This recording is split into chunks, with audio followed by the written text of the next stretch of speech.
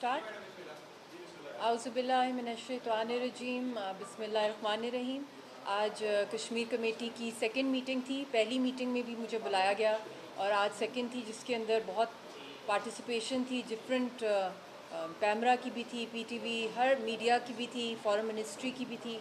और as a special invitee हमें बुलाया था वहाँ पे, मुझे भी और जलील अब्बास साहब को। और सबसे जो मेन बात है कि ये जो कश्मीर कमेटी में सालों से बात कर रही हूँ कि हमें एक लॉन्ग टर्म प्लान चाहिए कश्मीर कॉज के हवाले से, और कम से कम जो 5 अगस्त 2019 को जो कुछ हुआ उसके बाद एक कश्मीर इमरजेंसी पॉलिसी की सख्त ज़रूरत है इस वक्त पाकिस्तान, क्योंकि सारी हमारी जो हुर्रियत की क़यादत है वो जेलों के अंदर बंद है, या उनको कत्ल कर दिया गया है या उन्हें शहीद कर दिया गया, जहर दे दिया गया है, जेलों में झूठे मुकदमों में उनको बंद किया हुआ है, या तो हमारी जो हुर्रियत की जो क़यादत की जो सेकेंड या थर्ड टियर लीडरशिप है, पॉलिटिकल मोबिलाइजेशन पे बैन है। तो सारा का सारा जो इस कैंपेन को, तहरीक आज़ादी की जो कैंपेन है, कश्मीरियों की आवाज़ दुनिया तक पहुंचाने के लिए मेजर रोल है इस वक्त पाकिस्तान का, और जो हमारा कश्मीरी डायस्पोरा है और आज़ाद कश्मीर जो बेस कैंप है। तो इस वक्त बहुत ज़रूरत है कि एक यूनिफाइड वॉइस के तहत हम कश्मीर का मुकदमा इंटरनेशनलाइज करें,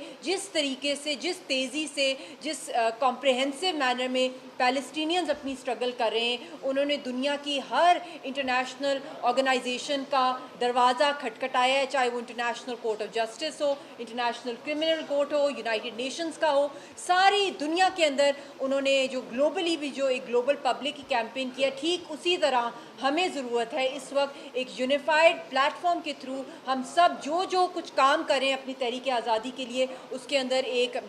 रोबस्ट रिकन्स्ट्रक्टिव मैनर में करें। डीकन्स्ट्रक्ट करके रिकन्स्ट्रक्ट करने का मौका है, और जो इंडियन नैरेटिव है उसको डीकन्स्ट्रक्ट करना है। तो उसके लिए डिफरेंट जो कैटेगरीज़ बनाई गई हैं इस कमेटी के अंदर, इन्होंने सब कमेटीज़ बनाई हैं। उसके अंदर एक कमेटी ह्यूमन राइट्स पर है, एक लॉ के ऊपर है कि लीगल इम्प्लिकेशंस पे, क्योंकि कश्मीर सिर्फ एक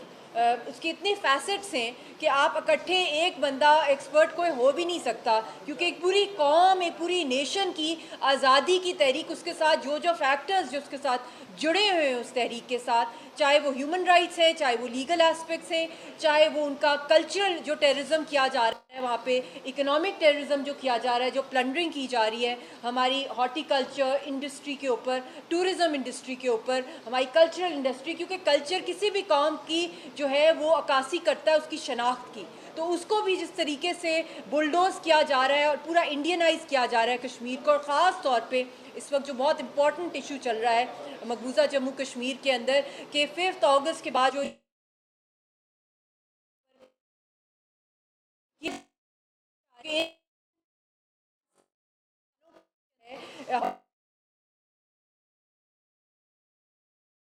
सेटल किया जा रहा है, चाहे वो 1947 के रेफरेंस है, चाहे वो बिहारी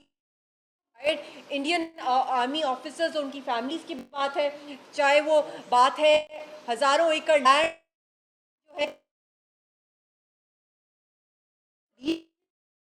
जो है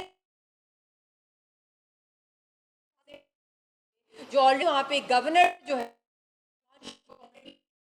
करता है। तो ये एक टॉपिक